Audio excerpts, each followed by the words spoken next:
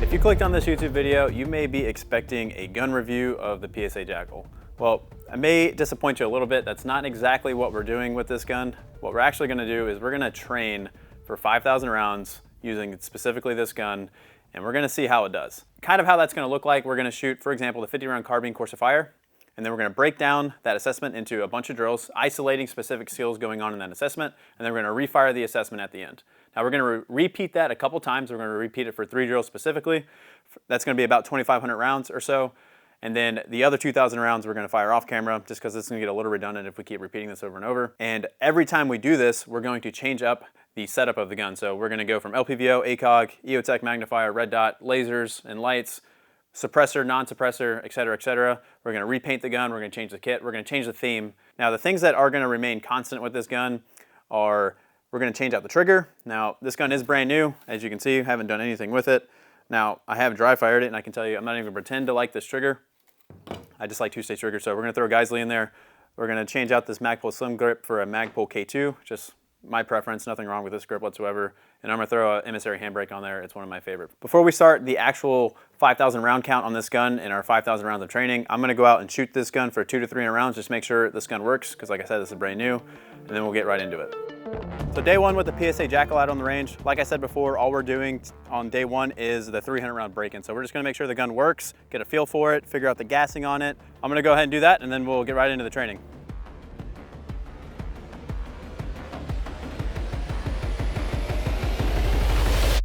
So as you can see, I'm standing in the exact same spot because all we're trying to do is figure out the gassing on this. So this has an adjustable gas block. It's got about 8 settings on it.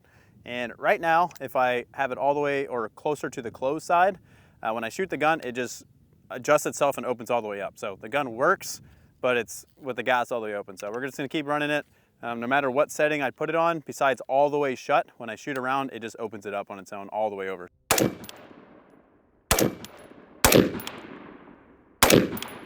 So first group with the PSA Jakl, we got, this is at 50 meters by the way, with just a red dot and a magazine on the ground, so no sled or anything. That's about 1 inch. And then this is after adjustment, this is probably me, but it is stacking rounds, so it's very accurate. Just for reference, this is a Mark 18, same distance with a magnifier. That gun has tens of thousands of rounds through it, so acceptable. So we're gonna start using it.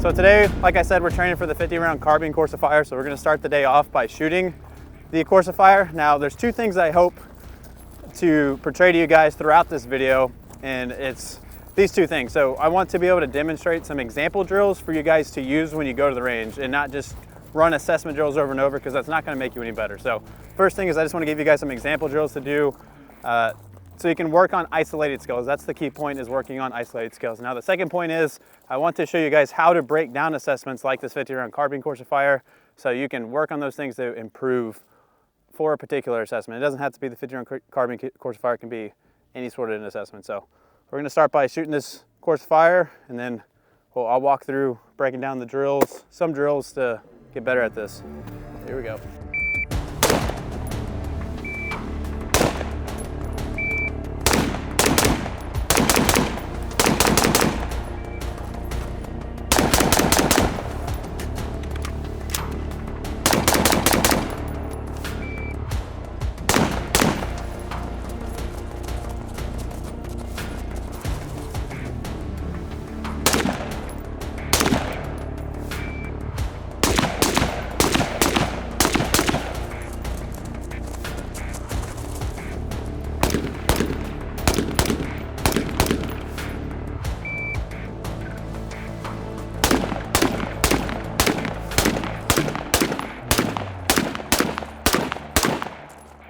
So total hit factor of a 3.74, that's absolutely terrible. So we obviously have a lot of room to improve here.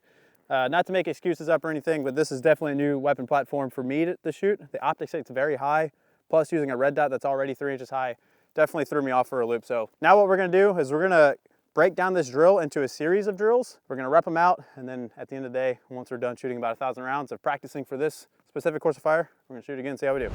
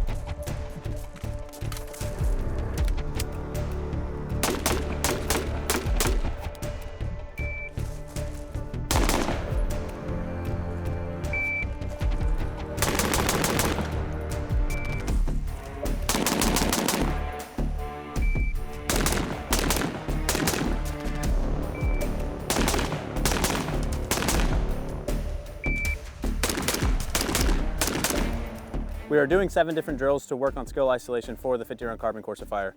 So they are the low ready, high readies that you saw. We're just doing them 5 times each. And then we are doing some 3R3s or 1R3s. Again, that's just working on the 5R5 or the 180 turn into a 5R5. Then we're breaking that down even farther to work on that 180 turn. So with that 180 turn, you don't have a consistent stock placement every time. So just turning, getting on target. There's a bunch of stuff going on there. So repping that out 5 times. And then I think the hardest part of 50-round carbine course of fire is the 25-meter headshot, because you're running into position and then you're shooting obviously into a pretty low percentage shot. So we're doing low ready into head box from 25 meters. So again, working on that specific rep. And then we are doing the 2 on each, but instead of doing it while moving or shooting it and then moving, we're just doing it static. So 2 on each, both ways, doing that a bunch of times. So that's just really working on that target transition, just getting used to at 25 meters, the transition that we have on the targets. And then we are also doing the lateral movements that's within that specific string of fire, but we're separating that. So shooting 2 rounds, sprinting over, shooting 2 more rounds. So what I really want to focus on is getting those 2 shots off quick. And then as soon as I'm arriving into position, is getting those next shots off as fast as possible. That's where you're going to save the most time with that specific string of fire. And then we're working on the last string of fire within the 50-round carbine. It's just shooting while moving. And we're just doing that by, I'm just starting with the gun on the shoulder. As soon as I hit the button, I start walking. And as soon as the buzzer goes off, I shoot 4 rounds as fast as I can, regardless of what the distance is. So that is how we are breaking down the 50-round carbine course of fire into 7 different drills to, again, isolate those skills. So we're doing each of them 5 times.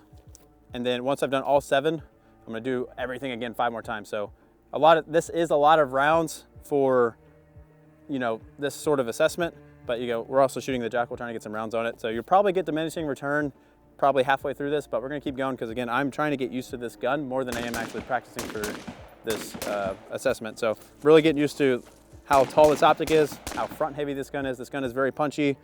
The magazines are kind of sticky in it, so they don't always fall out free. And I would like to adjust the gas block, but it's either all the way closed or all the way open. If it's all the way closed, it'll stay closed, but if I adjust it 1 over, it just opens all the way up, and then that's what I get. So I can't really use the other 7 adjustment points, but we're gonna keep going. We're about halfway through this. So here we go.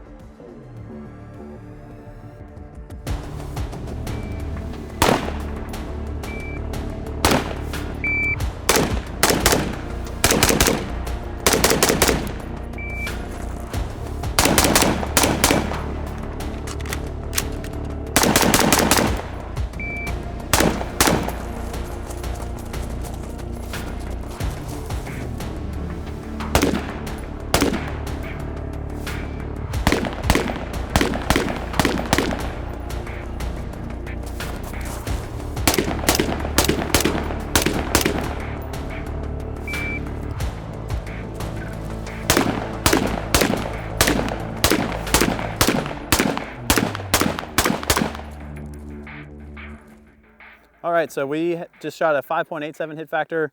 We started with a 4.06. So like I said though, a high 5, low 6 is kind of where I normally am, cold start with an AR, but this is a solid improvement for the day. Like I said, majority of the shooting today was not really getting better at this drill for me particularly, but kind of getting used to this platform. This is definitely different than an AR-15. It's heavy, very front heavy. It's kind of punchy, like I said, because I can't adjust the gas block and I'm shooting a very tall optic. So I'm doing a couple new things for me. So I'm actually pretty happy this improvement. Went about 2.5 seconds faster in total. And then this one mic that I had was a 25 meter headshot. That was just all me. So if I would have turned that mic into an alpha, we would have probably been in the low 6s with the hit factor. But we're gonna get this gun set up differently. Come out here, train for another drill. We're gonna break it down just like we did today and get back after it.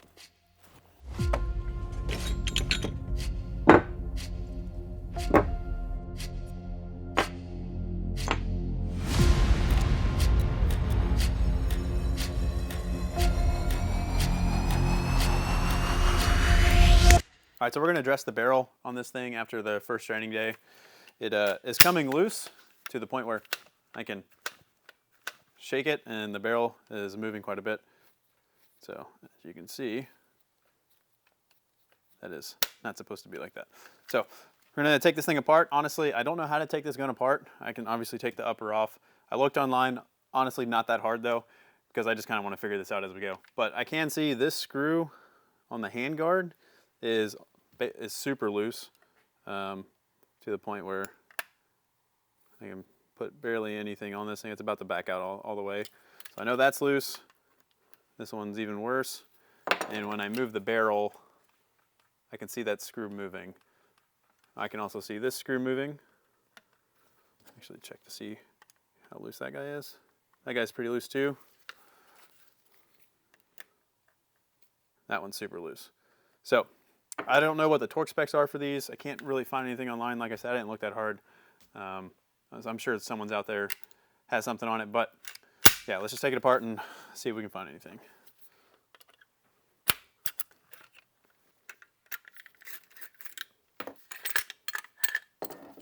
So I can see the entire barrel moving in here.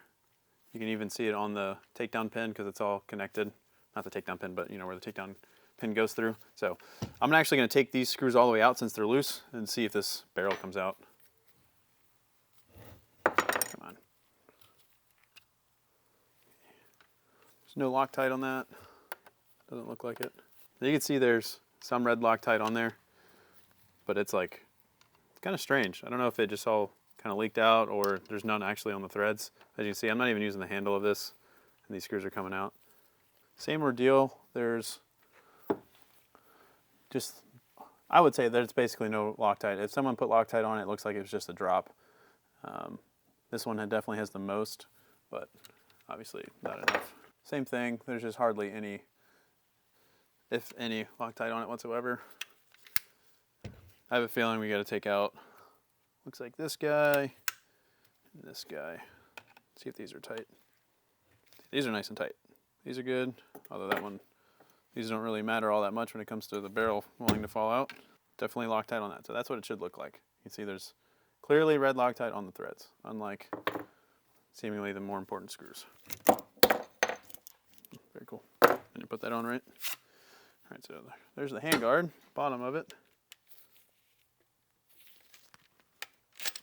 There we go, there's the barrel.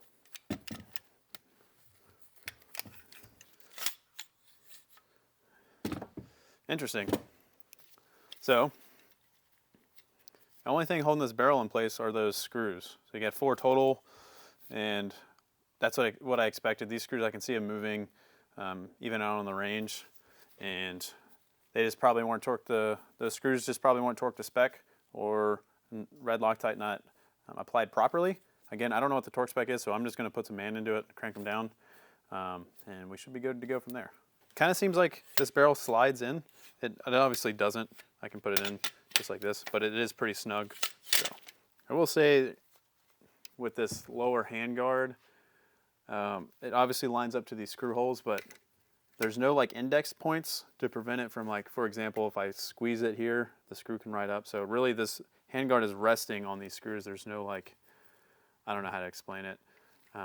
Just a stop on the actual upper receiver, so this rail, you know, kind of locks in a little bit better. But like I said, it just literally screws in.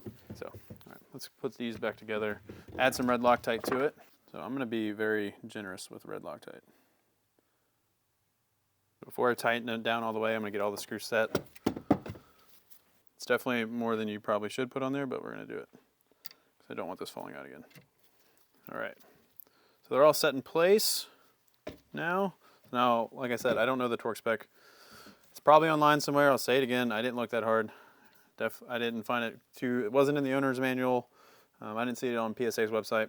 I did read in an AR-15 forum that said that, talked a little bit about it, but there's no torque spec, so I'm just gonna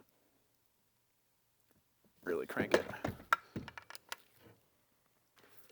And as you can see now that we tightened it, the barrel doesn't move. Well, it moves a little bit as any barrel would, but it returns back to the center, and I can't get it to touch the rail anymore. So now we should be good to go. So we'll get this thing, some new optics put on it, get it painted again, and get ready for the next training day.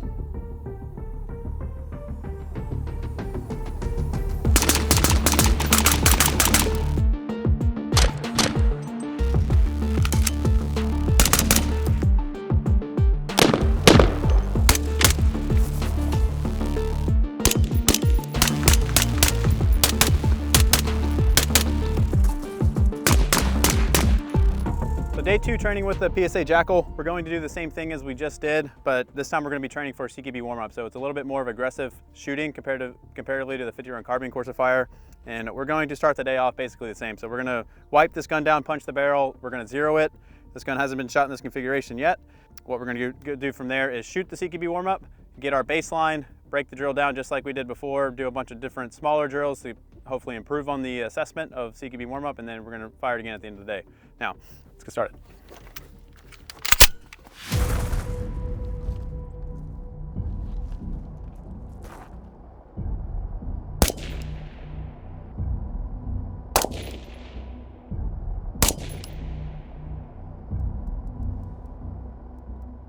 All right, so this is our 10-round group. Some of these rounds that are marked are already there.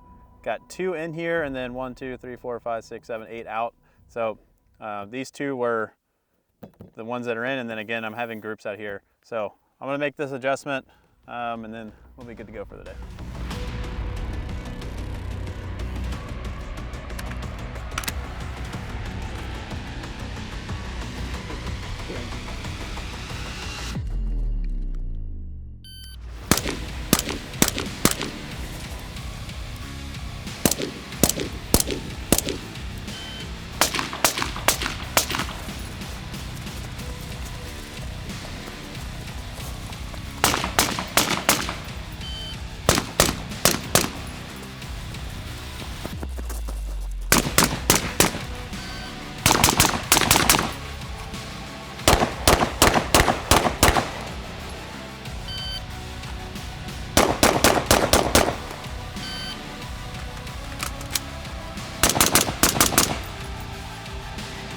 All right, so passing score for this with USPSA style scoring, so an alpha is 5 points, Charlie is 3, Delta is 1, is 204 points. So I should have 24 hits on each target. I will say I've shot this drill quite a bit. I haven't shot it in a long time, and again, never with the Jakl. And these are probably one of the worst set of hits I've had, even though we did shoot this cold. So let's see how we did.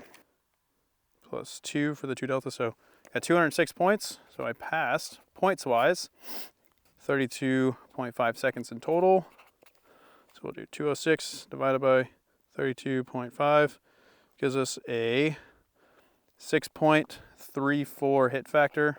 So in total, 6.34 hit factor on the cold start. That's not bad. All right, we're gonna get into it from here on out. We're gonna shoot another 1,000 rounds today with the Jakl. Now, I will say, as a disclaimer, shooting 1,000 rounds in a day is not the most efficient way to train, but nonetheless, you guys are still gonna be able to see and hopefully get a lot out of it. So let's get started. So I broke the CQB warm-up assessment down into 9 different drills, and those 9 drills are gonna isolate the things being assessed in the CQB warm-up. The first one being the shoot 2 on each target, drop the prone, shoot 2 on each target. All I'm gonna do for this is shoot 2, drop the prone, shoot 2 at 40 meters. Each one of the drills we're gonna do 5 times. So I'm gonna do this one 5 times, go to the next drill, do that one 5 times. So we're just working on those skills isolated. And then once I do all of them 5 times, I'm gonna do the whole thing again for 5 total rounds. Yeah, we'll call it rounds. So we'll get this first one knocked out and then we'll move on to the next drill.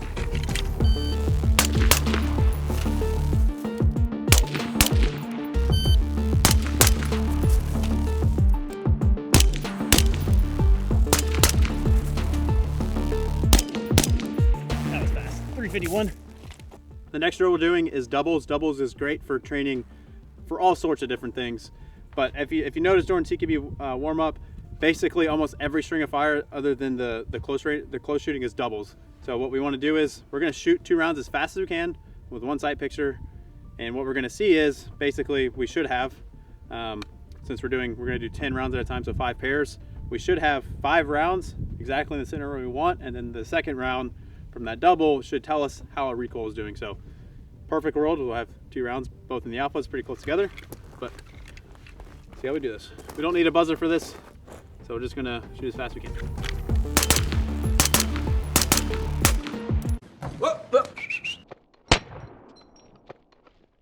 Malfunction! Okay, so first round of doubles. We got our first malfunction with the Jakl. Well, I guess it's the first. I mean, technically the barrel almost fell out. The gas block doesn't work, but for the gun actually going bang, this is the first one. This is a nasty double feed. You can check this guy out. I actually thought I ran out of ammo, and I shoved another mag in there. Probably made it worse. So keep going.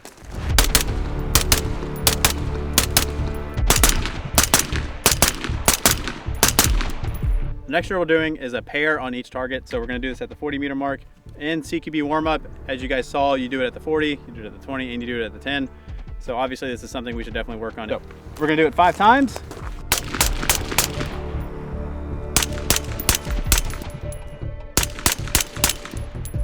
The next drill we're doing is we're gonna shoot 2 at the 20-ish, sprint 10 meters and 2 more. So again, obviously this is working on a lot of the movement part in CQB warm-up.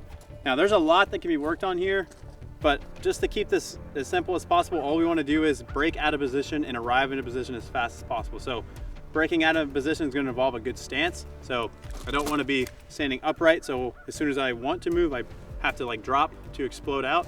I want to kind of already be in that stance. Think about like Jalen Hurts of the Eagles. When he's in the pocket, he's already really low, ready to explode. It's kind of the stance we want. And then when we arrive into position, what I want to do is get my shots off as fast as possible. So a couple steps out, I'm going to start presenting my gun. I should have my reticle already presented, looking at the target, so as soon as I stop moving, I can break the shots. That's going to be our way to be most efficient in this movement.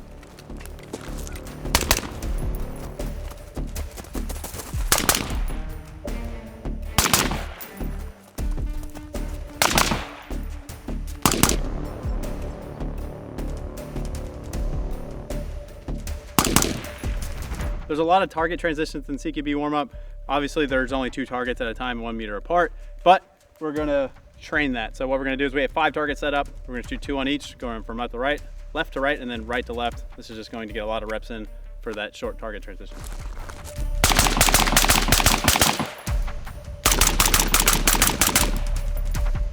So we got our second malfunction of the day. We had that double feed earlier. That double feed could have been magazine related. I would not say this is magazine related. This is a Gen 3P mag. It's fairly new. So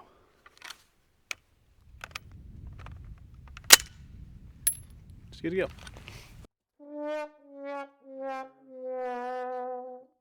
Alrighty, so I just shot 6 more rounds and it did this thing again.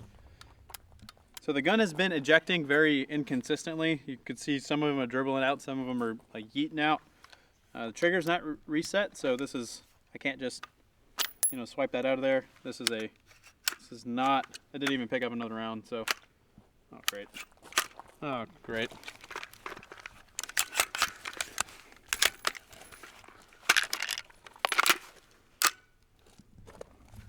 Okay, it's not feeding rounds. Go ahead, try different magazine.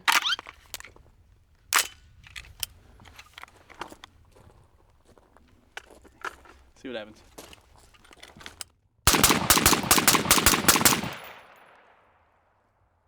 That's such a strange ejection pattern. That is like flying straight backwards. Some of them are just falling out. Okay, maybe it was magazine. Let's try again. This is the magazine that just failed twice.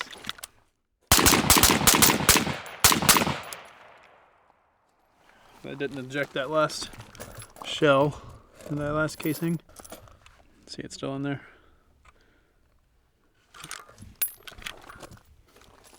All right, we're about at 500 rounds today, so keep going. See if this gun fails.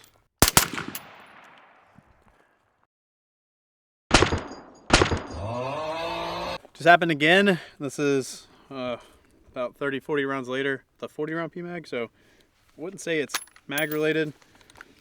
It's not cycling back at all. It's not even picking up a round at all. So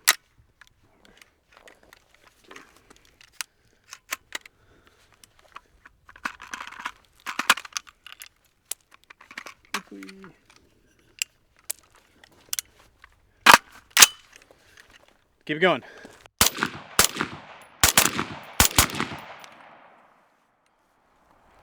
All right, so what I think we're gonna do, we're gonna just lube this gun up, just drop a bunch of lube in there. That shouldn't really affect this because we were shooting suppressed, but the gas opened all the way up. So should be able to like really punch through anything right now.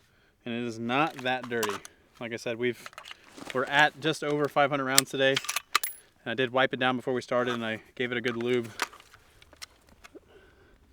I don't know if you can see in there, get the sunlight. It's not the dirtiest gun. We definitely shoot guns that are far dirtier all the time. Oh, that's interesting. There's a round in there. Look at that. I don't even know how I got it in there. Huh. What the heck?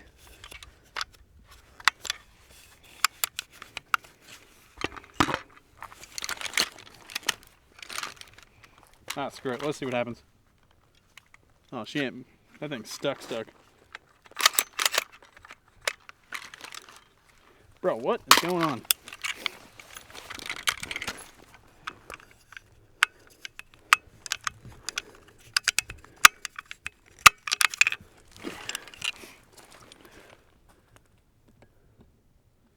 Huh. I don't know. I'm not a gunsmith. So we're about to lube this thing up after getting a few stovepipes or those failures to eject. They are just kind of just hanging there. You can swipe it with your hand, it falls right out, but it's not reciprocating enough for the trigger to even reset. This thing is opened all the way up with a flow-through suppressor. This is the RC3, so it does, even though it's flow-through, it still pushes back quite a bit of gas. I think it's more than most flow-throughs. I'm not going to say that definitively, but I can definitely feel a lot of gas to the face still. The reason why it's opened all the way up, even though we're shooting suppressed, is yes, this is adjustable gas block, but I know I've mentioned it again. The gas block has 4 adjustment settings according to the owner's manual. Ours has 7 or 8. I don't know if that's on purpose, but if we adjust it, any setting not all the way open or all the way closed, when I shoot around, it just cranks all the way open on its own. So we're kind of non-adjustable. It's either all the way open or all the way shut, and it just won't cycle it all that way. Now, also what we're noticing where these rounds are stovepiping is this upper receiver is getting pretty marred up. Not just like nicks in the paint or the Cerakote, but it's like bending the aluminum.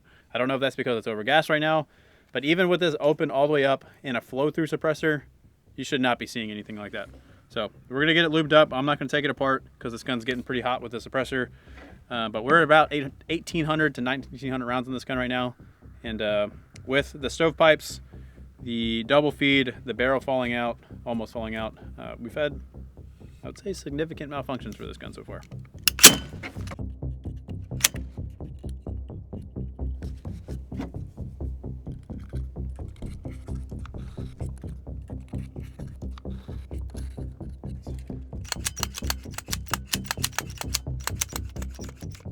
Go for it.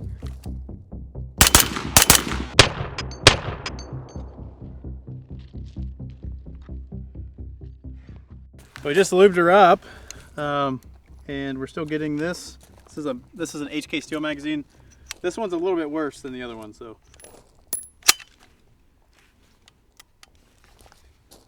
So it picked up another round, but still not. Still didn't reciprocate far enough to reset the trigger.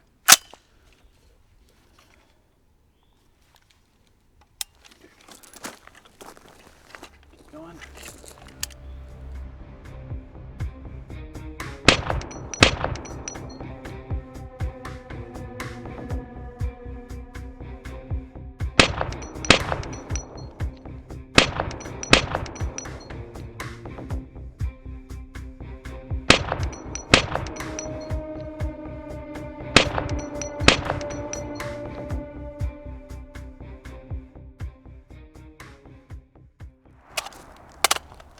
Keep it running. Last drill we're going to work on for CQB assessment with the rifle before we go to pistol stuff is just 1R3. So I'm going to shoot 1 on a target, reload, shoot 3 on the target next to it. I'm going to do from left to right, right to left. With a gun like this that's kind of front heavy, well, not kind of, very front heavy, no bad lever, and a bolt catch that's kind of hard to get to. It's kind of small. It's actually proprietary. It's not a standard AR-15. It's much thinner because of how fat the upper receiver is. I would still like to get sub 3 seconds on these. So.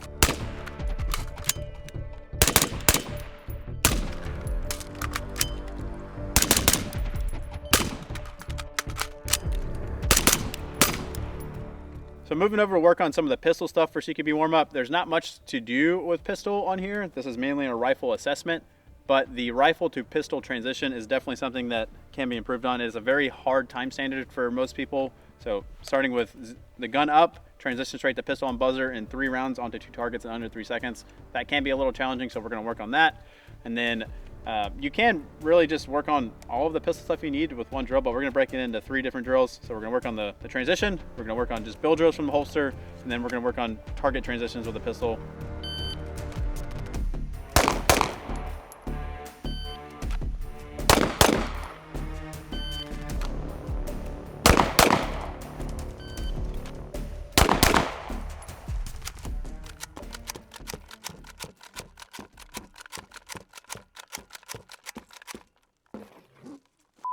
So we finished up the training for the day. We shot about 950 rounds through this guy. We did experience a lot of malfunctions, so the training plan that I had, we didn't really adhere to, kind of just worked on a few of the things that I really wanted to focus on, mainly target transitions, moving into position, and doubles. But now what we're gonna do is we're gonna reshoot the CQB warm-up and see how much better we got throughout the day after training 950 rounds specifically for this assessment. So let's get to it.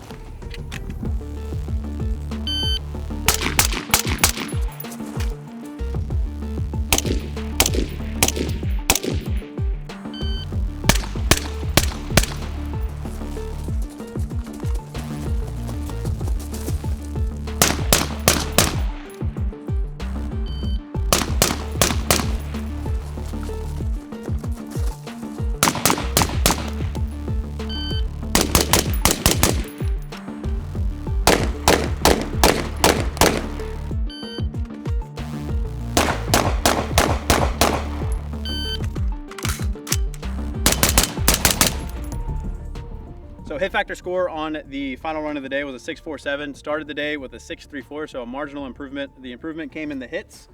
As you guys probably saw or could tell, as I went a little bit slower, but overall the hits were a lot better. Not a lot better, they were obviously a lot tighter.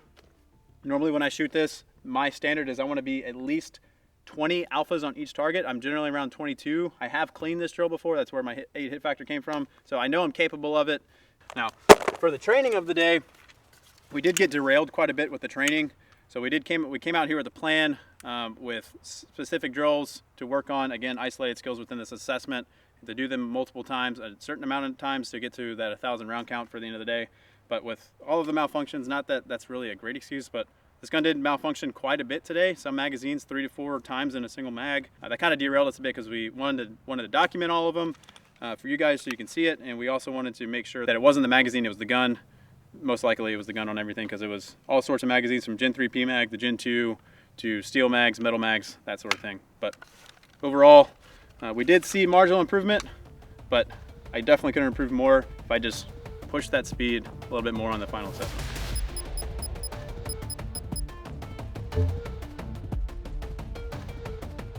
All right, so we're at 2,300 rounds on this Jakl here, and we're gonna break it down and just kind of see what we're at, see if there's anything crazy going on. Obviously, after the first training day we did with this, the barrel became very loose, almost fell out, like literally. So we'll just see where we're at after this last 1,000 round range day. All we're gonna look for right now is just any sort of wear, unusual wear. Again, this is a pretty unique operating system, so if there's something that's out of the ordinary, I may miss it.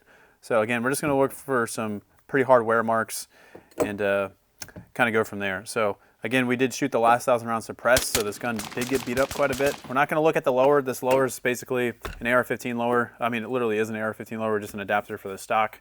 So nothing really to look at here. I'm not worried about that. I am worried about this. As you guys saw, all of the pitting, all of the marring from the rounds, and this was one of the double feeds that we got. As you can see, that is pretty intense, to say the least.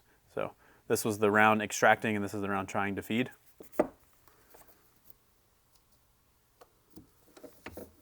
See, for example, right there, that little mark here, that metal is actually, that's not a wear. That is like bent. I can, like, my finger can catch on that. So I would say, even though I'm not a PSA Jakl operating system expert, that that is out of the ordinary and probably shouldn't be like that. Another thing is the piston here is loose. I don't remember if this was loose when it came. I can almost say for certainty that it wasn't, because I don't remember any wobble to this. So we'll keep an eye on this to see if it gets worse. This doesn't thread or anything. Just kind of wiggles around, so maybe it was loose. I'm not quite sure. I'll take a look at the lugs. This is going to be one of the most indicative areas of unusual wear. Has any unusual wearing on these? And oh yeah, that guy's getting eaten up pretty good. You can see how shiny that guy is before I even wipe it down. That one's getting eaten up pretty good. So is that one. I would definitely say that's more wear than what we want to see at 2,300 rounds. Again, 2,300 rounds on a normal AR is not even in the realm of a first maintenance cycle. So we're going to be around 5,000 to 6,000 rounds before buffers, springs, and stuff like that need to get changed, gas rings and stuff like that. So we don't want to see any issues like that this soon. This is still very, very early, should be very, very early in a weapon's life cycle. It's kind of weird that there's some brass marks on the outside of the bolt, so this thing's like extracting and flipping rounds, so it looks like. So. Now with the malfunctions we were having, there's a chance that this gun could have been, or there's a chance that it wasn't headspaced. We did check the head spacing, it was go, so you don't have to worry about this gun not being headspaced properly. We already checked that. So all of the extraction issues we're having is not because of head spacing, that's what I'm trying to say. So the upper receiver actually looks really good.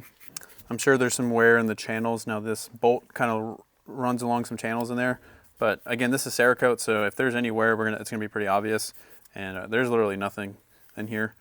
Like I said, it's probably all within the channels, and this gun is actually not all that dirty. Everything in the upper receiver looks good. Again, the only main concern that we have, it's actually a pretty legitimate concern, is all of this marring up around the ejection port.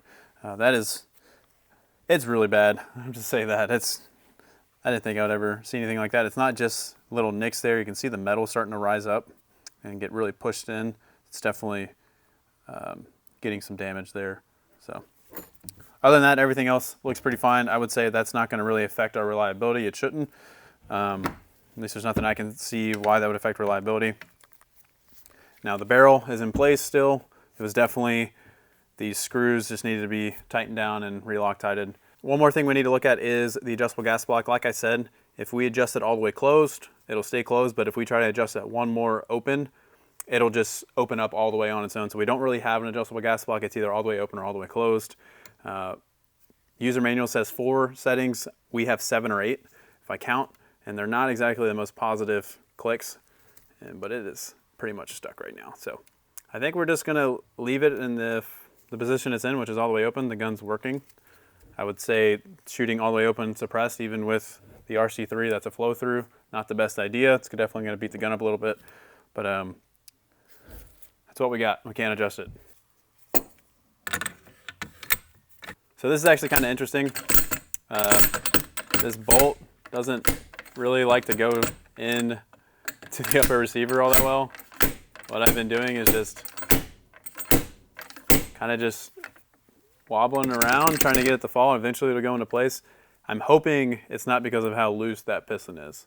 It's probably I'm doing something wrong, but I mean, this thing can only go in one way. It's kind of hard to screw it up.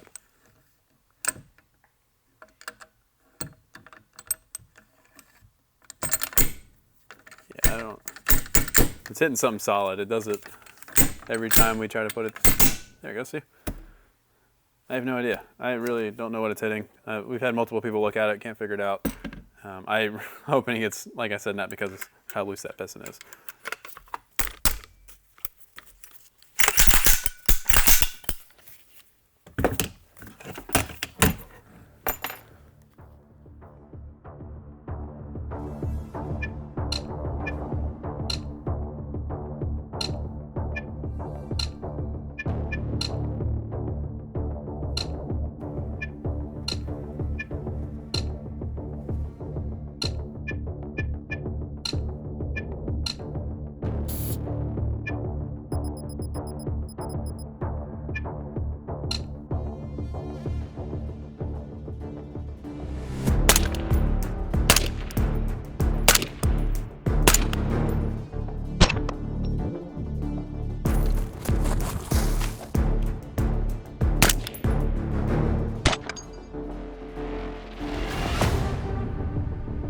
Since our last training day out here with the Jakl, I went ahead and trained on my own off camera for 2,000 rounds. And what I did in those 2,000 rounds is I just did a lot of stand and deliver high round count stuff, just to work on some recoil management, mainly target transitions. I did do some movement stuff like that, but just a lot of personal training, nothing really too scripted. And I shot 1,000 rounds suppressed and 1,000 rounds unsuppressed. I did it with the RC2 Mini, a black one, not this specific one. And those problems that you guys saw on the last training day started off just like that on the personal training. So when I first got out here on the first day, I couldn't even get the gun to cycle. The gun sat for a few weeks since that last training day we did on camera. And when I came out here, like I said, I couldn't even get the gun to cycle. So I took the gun down completely on my tailgate, took the barrel out, broke the gun down literally completely besides the lower, just to try and get to the gas block and try and crank on a little more. And when I did that, I started moving the gas block just back and forth. I started to get some more tactile clicks with it, and I put the gun back together and it started working. So over the 2,000 rounds, I actually had 0 malfunctions. I don't know what I fixed exactly other than just moving the gas block back and forth, and maybe something was stuck in there, not really sure. But now the gun works very well. What I came to realize is that the adjustment settings on this gas block are very sensitive to what's going on in the muzzle device, so whether it's unsuppressed or suppressed. So with this thing being where it's at right now, it works perfectly with its suppressor. If I open it up one more setting, so it's slightly overgassed, I start to get those stovepipes slash failure to eject, or whatever you want to call that, that was kind of marring up the side of the receiver. And if I close it one more, it has trouble cycling. So there's one specific setting that works with this suppressor, and that's just where it works. Now when it's unsuppressed, it's a little bit more forgiveness, which is kind of interesting, but that's just kind of the experience I'm having so far with this. So, all right, so I'm gonna try and replicate the sensitivity of this gas adjustment real quick. So this is exactly, it's gas exactly where I want it right now. So good ejection pattern, well, decent ejection pattern. Now I will go the other way to,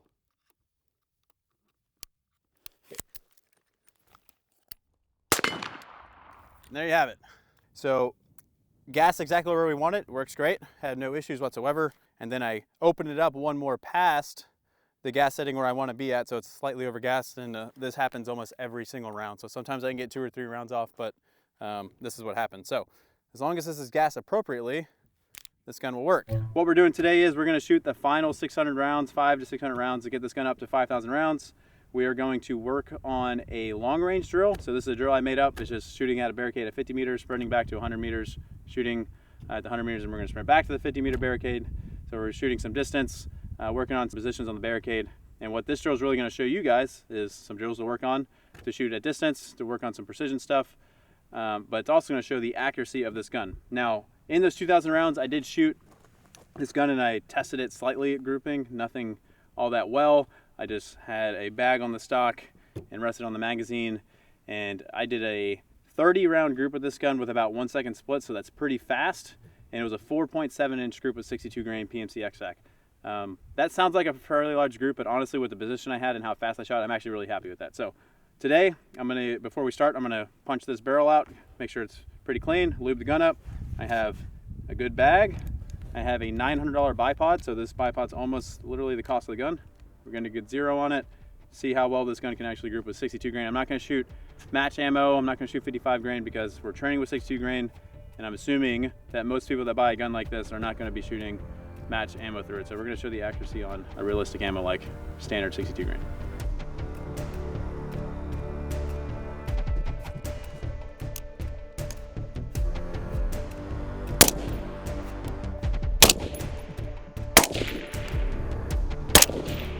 So just finished zeroing the Jakl.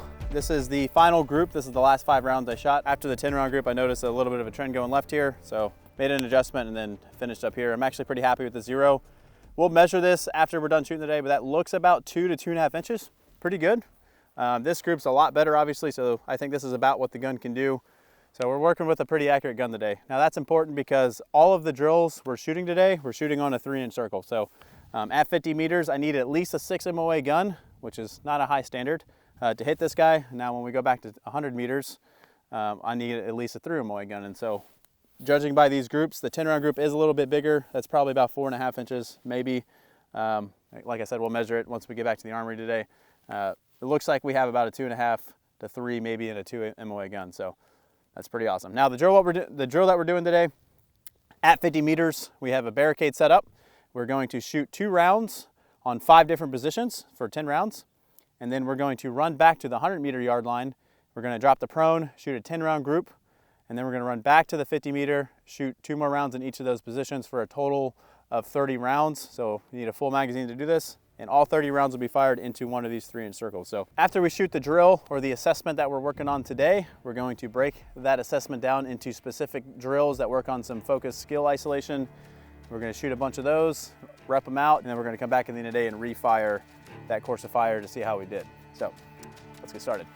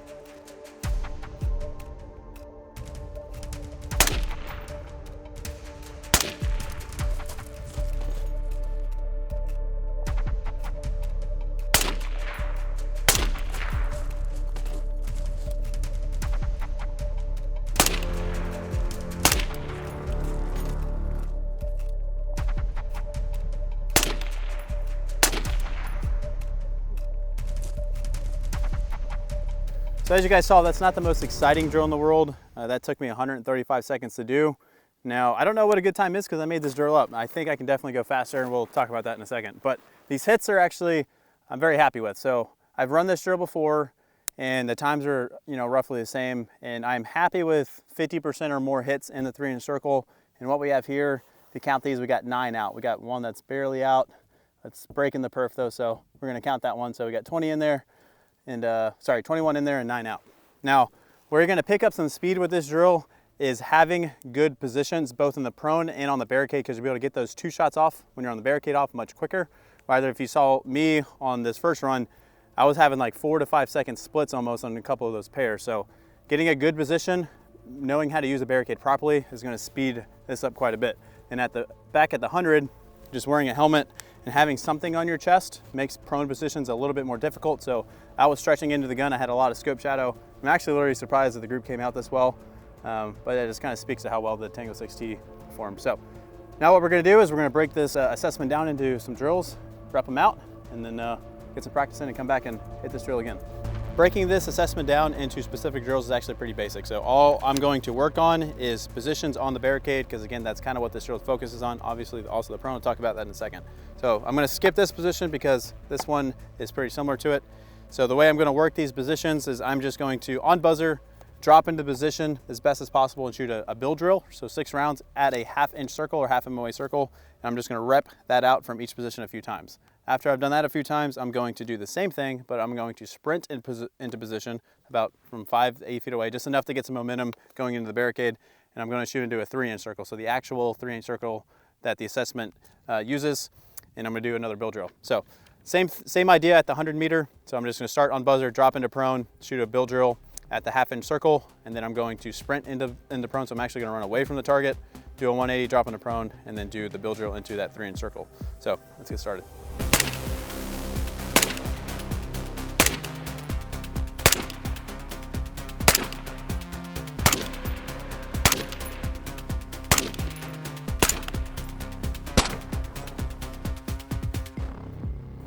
All right, so these are the groups from the 50-meter barricade training we just did. These are obviously the sprint into position. I already paced up the ones shooting at the 1/2 inch circle.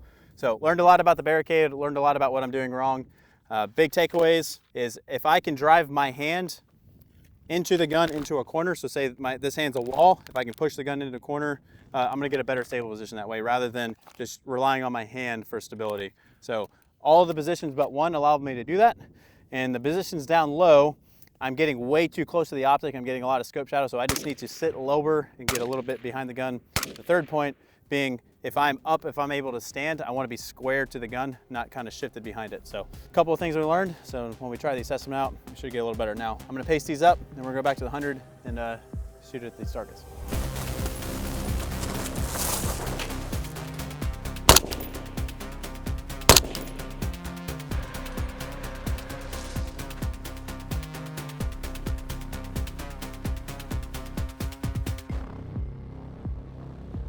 So here's the groups from the prone work we just did. This group right here is from just dropping to prone, shooting at this 1/2 inch circle.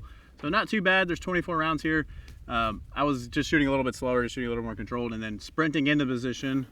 We have 30 rounds in here. I kind of try to push the speed a little bit, and obviously this group opened up. So this is, again, just practice. And generally when I'm practicing, regardless of what I'm training for, I'm pushing the speed to get some misses. That way when I do the assessment, I can slow down and be a little more controlled. And I'm just a little more comfortable going at like an 80%, 90% pace.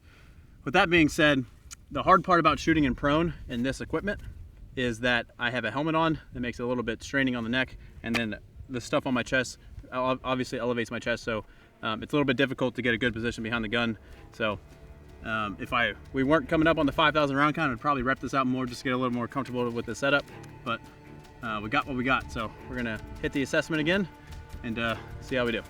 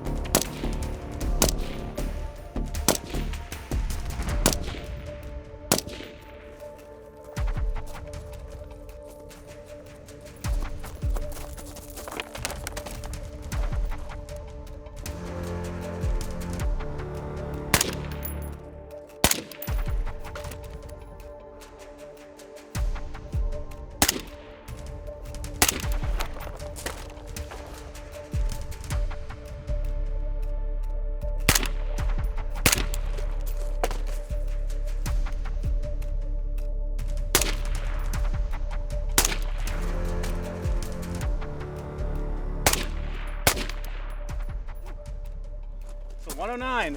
So this is the target from running the assessment a second time. So dropped a couple more rounds, but our time improved quite a bit. So we went from 20 rounds in the 3-inch circle to 18 rounds, but I went from a 36.5 down to a 109.80 for time. So we did a little hit factor scoring.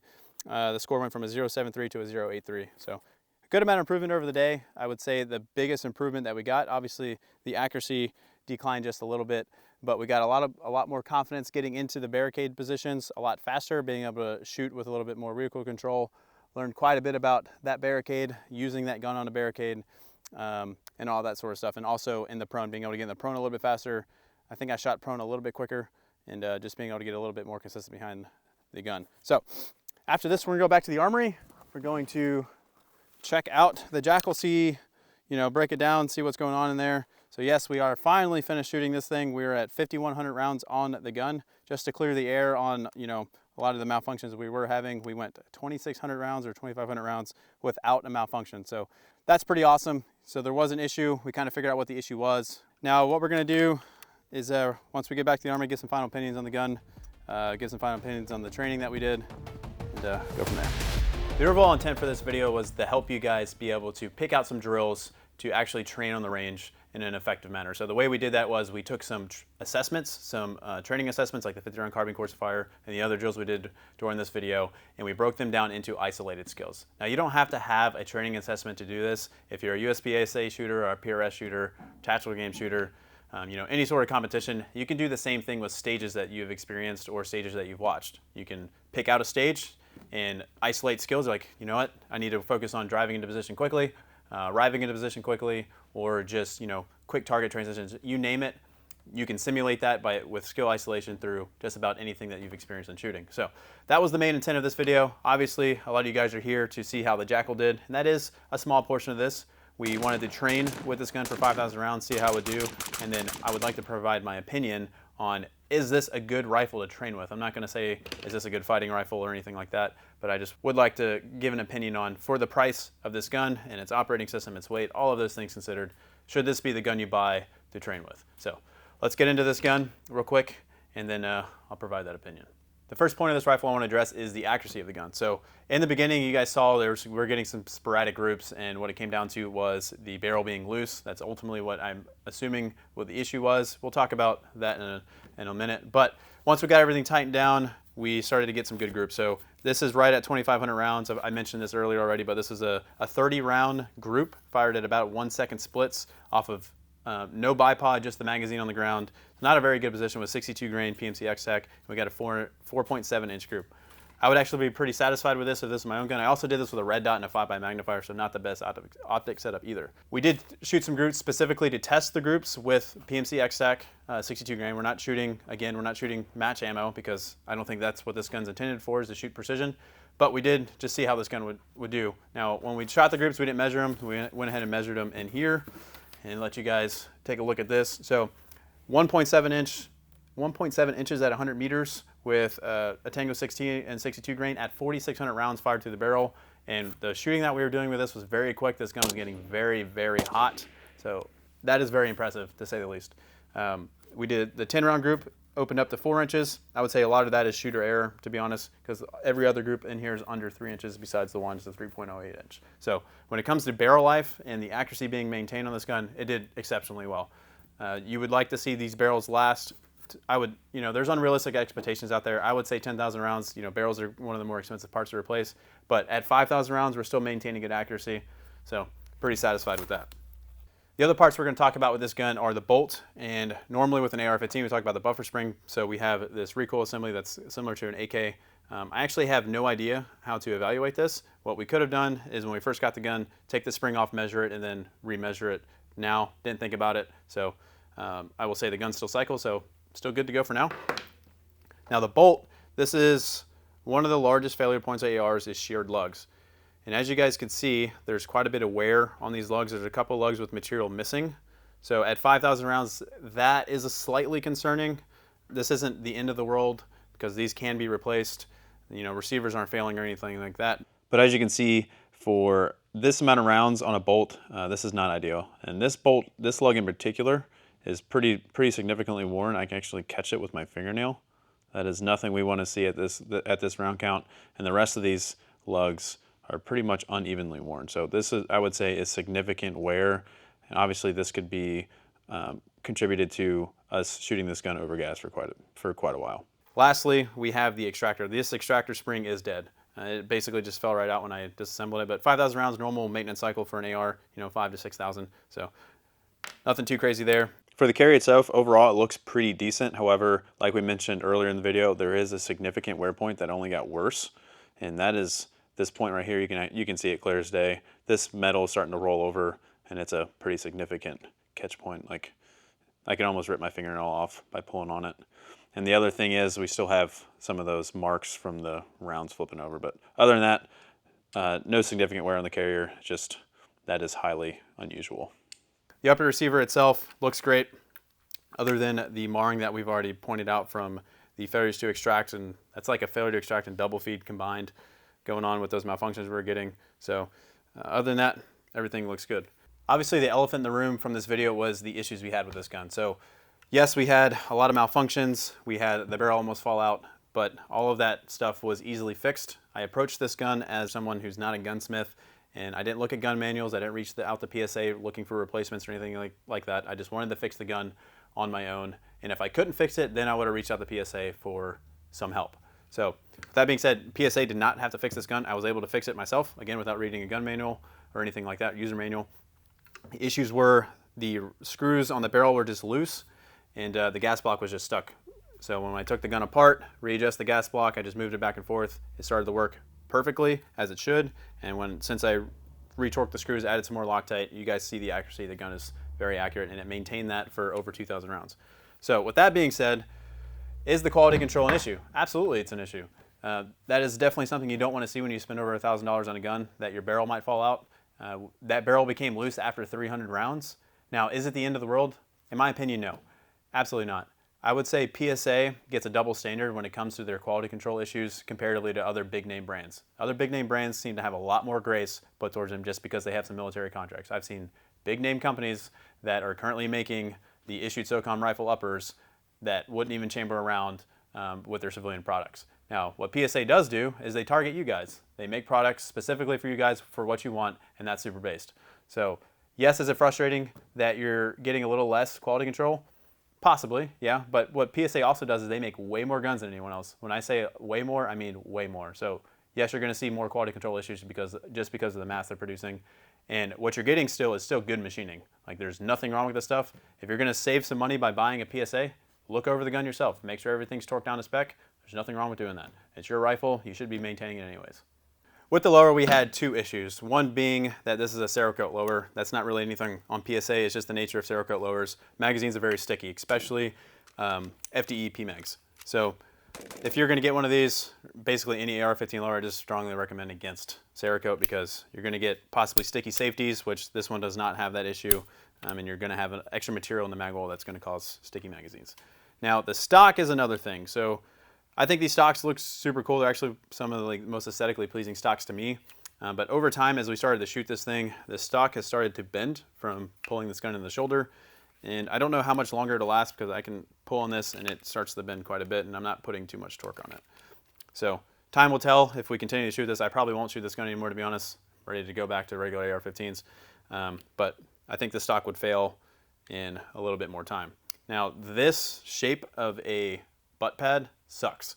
It's very annoying. It's very hard to get a good stock placement. It's actually the source of a lot of the issues I was having initially. Not to make excuses or anything, but this is just not an ideal shape for a butt pad. The final question to answer is, should you buy a PSA Jakl? Now, if you're looking for a rifle that's going to be optimized for training to be a better shooter, I'm going to advise against the Jakl. Now, like I said, like we already talked about, this gun functions. It worked. We had some kinks, but we worked through them. This gun, this operating system, this platform is just not exactly ideal. Now, piston guns in general are very front heavy, especially when you start adding lights and lasers and suppressors, and that's exactly what this gun is. It's very, very front heavy. Recoil impulse on piston guns aren't exactly as soft as DI guns. You can make a DI gun very soft. The guns that I shoot are BCMs with Mark II buffers, are a little bit softer and more pleasant to shoot than this gun. Now, do you get a lot less gas blowback? Not necessarily, actually. I was still getting, my face was black from the last day of shooting from all the gas getting blown back from using a suppressor. So gas blowback reduction is not exactly a thing with this gun. Now what you do get is a gun that's going to be able to run a little bit cleaner. However, guns like this, it's not exactly as sealed as the direct impingement gun. So you can see inside the operating system just through the charging handle, and then the bolt is just open all the time. So dirt can get in there a little bit easier. That's not necessarily to say this gun's not going to be less reliable, but it's just something to note. Now the lower, on the other hand, is an AR-15 lower, but this bolt is proprietary. So something I really like is bad levers. I think they are an improvement in every way to the AR-15 platform, and you cannot use one. As of the making of this video, no one makes one that will function with this upper because the upper receiver is so thick. So with that being said, the Jakl is a good gun. They are doing really cool things with it. It's a very cool platform. It functions. It'll get the job done, but I would not recommend it against an AR-15 to improve your shooting ability when you're training. For the price of this gun, you're looking at $1,200 to $1,300 with a muzzle device like a Surefire, which is a very good price.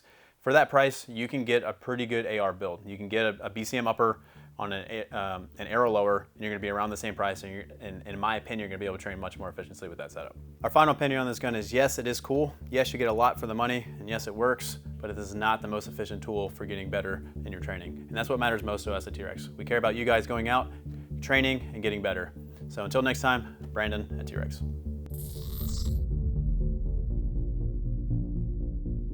Good? Yep.